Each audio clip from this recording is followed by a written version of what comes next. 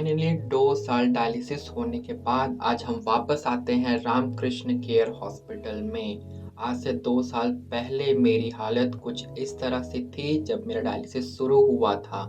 उसके बाद आज हम ट्रांसप्लांट के प्रोसीजर के लिए हम आए हैं मिलने डॉक्टर प्रभास कुमार चौधरी सर से, जो कि नेफ्रोलॉजिस्ट हैं।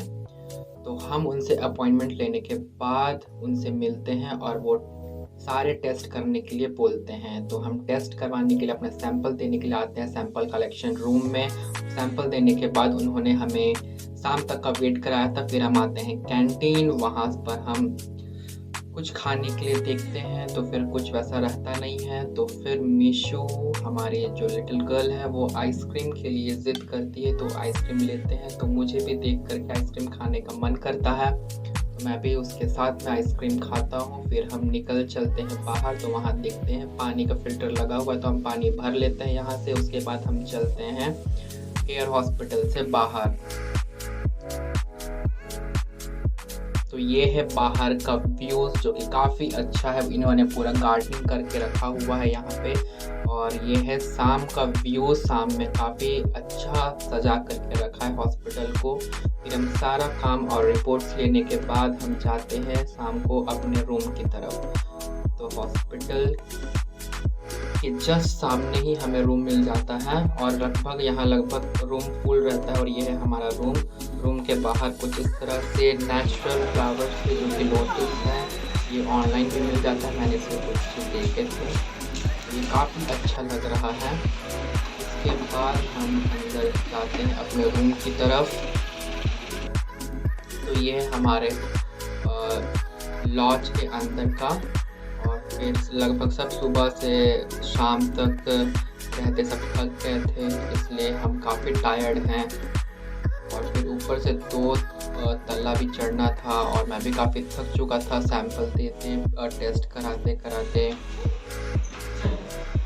नींद भी काफ़ी आ रही थी और थकान भी काफ़ी लग रहा था। तो हम आ जाते हैं रूम के अंदर में।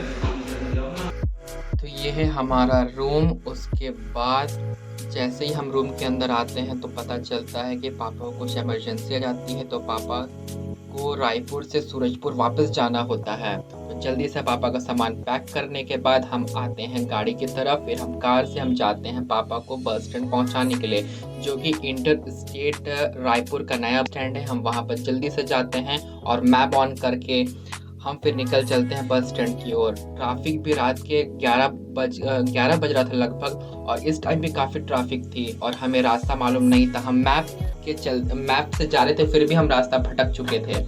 और काफ़ी मशक्क़त के बाद 11:15 का बस था, तो हम लेट ना हो जाए इस बात का डर था। लेकिन हमें 11:25 में ही बस छूट चुकी थी, हमें मिल जाती। फिर हम वापस आते हैं अपने रूम की तरफ। फिर हम सो जाते हैं क्योंकि कल भी फिर हमें काम कराने के लिए जाना था।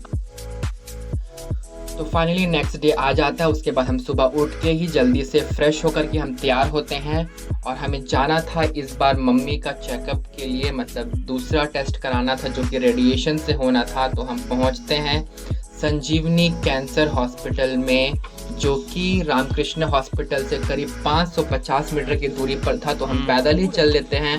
अब हम चलते हैं, जल्दी पहुंच जाते हैं रामकृष्ण केयर हॉस्पिटल से संजीवनी कैंसर हॉस्पिटल के पास।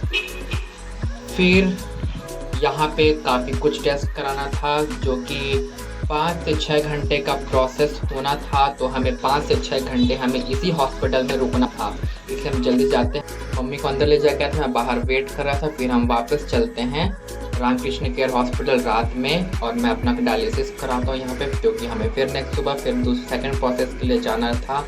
तब तक मैं अपने वीडियो को यहीं ख़त्म करता हूँ। तब तक आप हमारे चैनल को लाइक करें, सब्सक्राइब करें और शेयर करें, और बेल आइकन दबाना ना भूलें। मिलते हैं कल नए वीडियो के साथ, तब तक के लिए नमस्कार।